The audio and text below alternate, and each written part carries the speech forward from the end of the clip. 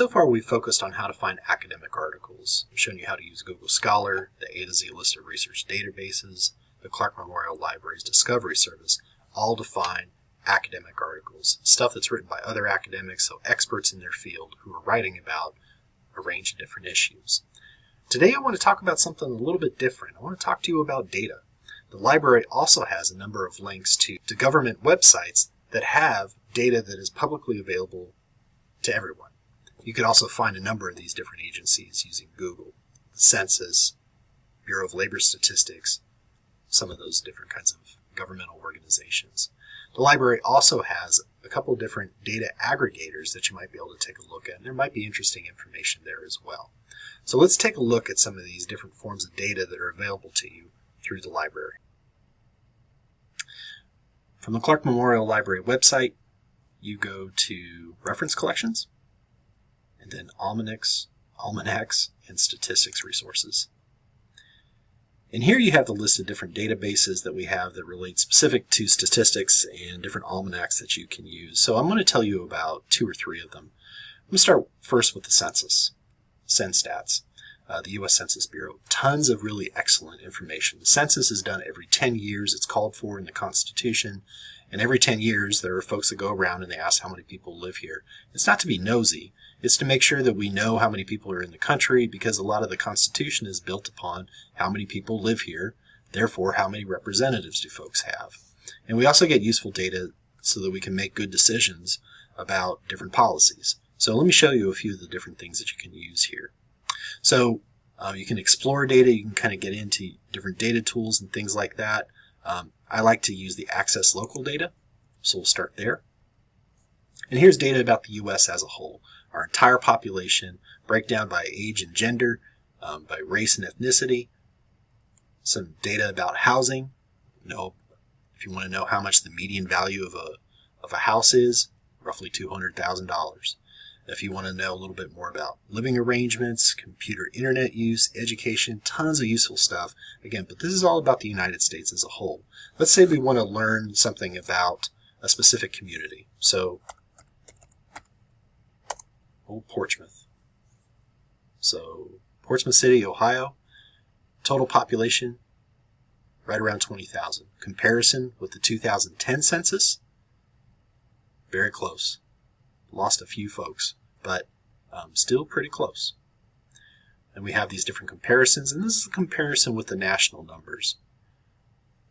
Look at that housing price difference. Wow, that's huge. So lots of different can be useful data, and you can add different communities in here. Let's say, where did I live before I lived? Let's say Greenup. That's where I live, Greenup County, Kentucky. So we can do a comparison. So we got the entire county versus the city of Portsmouth. Population decline a little bit more in Greenup County, 5% drop almost. Then we get into some of that data about housing costs and all these different categories that we have down here. If you kind of just keep going, lots of useful data. So if you're working on a topic that involves a specific community and might involve housing or gender or race or economics, the census data is so useful. So definitely take advantage of it. Before I leave the census, I also want to show you some useful reports that are down here. If you keep scrolling down, so there's some popular visualizations that you can take a look at around different topics. So if you're not looking for a particular community or looking at a topic specific to a community, you could be looking at issues that particularly healthcare, so health insurance, the COVID-19 vaccine tracker, so helpful visualizations here. And it's all from really well-respected data because it's coming from the Census Bureau. There's also other publications. Sometimes the Census Bureau will put together reports and make those available to folks. So information about redistricting, that's part of why the census is there, so we can redistrict to make sure that districts are allocated based on where the people are. Income and poverty, health insurance, and more reports about poverty. So tons of great data that you can take a look at, and they have more that you could view here. So if you're really looking at a topic that might be related to different categories that I've talked about here, well, I really recommend that you take a look at the census. Going back to the almanacs and statistics resources, next I want to tell you about FedStats. So FedStats, I'm not going to get into them. I just want to show you the number of different data sets that you might have access to. So we have the U.S. Census data and statistics. It's going to take you to the site that we were just at. But if you keep scrolling down, look at all these different databases and all these statistics that you could find here. Bureau of Labor Statistics. If you want data about crime and victims, you could take a look there. Economic analyses, transportation statistics, information about energy, taxation, agriculture, a number of different statistics. If you're doing something with education, there's also a database for National Center for Education Statistics. So tons of great data that you can take a look at here. It might take a little bit of browsing, but I guarantee you will find something useful. Finally, I want to talk to you about Statista. This is something that you can access through the Clark Memorial Library, through the Shawnee State University Library's website. U.S. data statistics that we talked about, so this tab over here, and also the Census Bureau. You can also find that through Google. But here, this is something that you can only access through the Shawnee State University Library website. So it's hit and miss with Statista, but when you find something that they have, it can be super helpful. They have tons of useful information. So you might take a look at the different reports that they have. They also have these little buttons down here that gives you data about specific topics and places. Gaming. I'm a little bit of a gamer myself.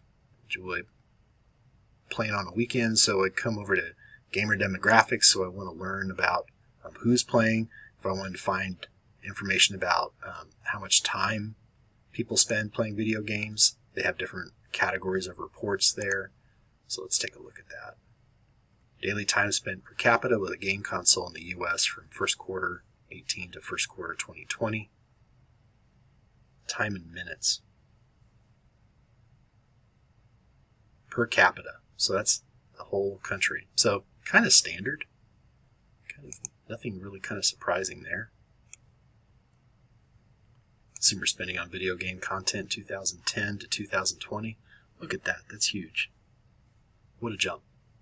So for some topics, Statista is really great. It has a number of different reports and visualizations that you can take a look at. It can be very helpful if you're giving a presentation to get some data out of Statista. You can export things as a PDF, or you can use different formats. It'll even export things into a PowerPoint chart for you. So that can be really helpful. You're going to write about one of these for your literature review and annotated bibliography, and we'll talk later this term about how you might use this for your documented arguments. So Statista is another great resource that you could use. So I hope this video was helpful in getting you familiar with some of the different data sets that are available out there. Sometimes these things feel very locked away and we never know about them, and sometimes you just need to get introduced to them, even if they may not be directly related to your annotated bibliography and literature review project. I'd still like you to write about one of the data sets, either using census data, Statista, or some other database that I've introduced you to. One database that I find very helpful sometimes in talking to students and advising students is the Bureau of Labor Statistics. They have different projections for how many people they expect to be in this line of work in the next 10 years. That can be pretty helpful information. And if you want to check that out, you can search for it using Google, or you can access it through the library website like I showed you in this video. Later this term, after the literature review and annotated bibliography, you're going to start working on the documented argument. And one of the things that you'll need to incorporate into that assignment is a data visualization. So I highly recommend using some of these sources that I've talked about today to build that data visualization later in the term.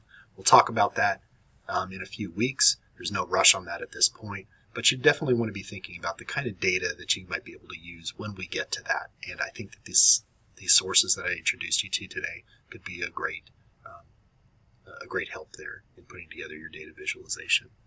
For today, I want you to find a data set that I talked about, do a little exploring, get into that list of data.gov, that list of databases that they had for all those different governmental agencies.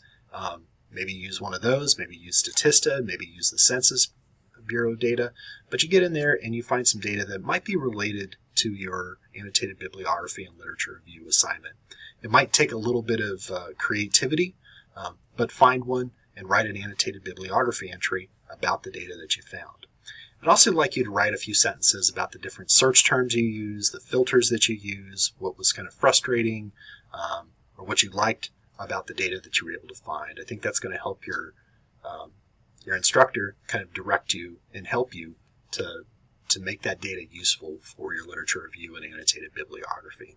That's it for today. Look forward to talking to you again soon.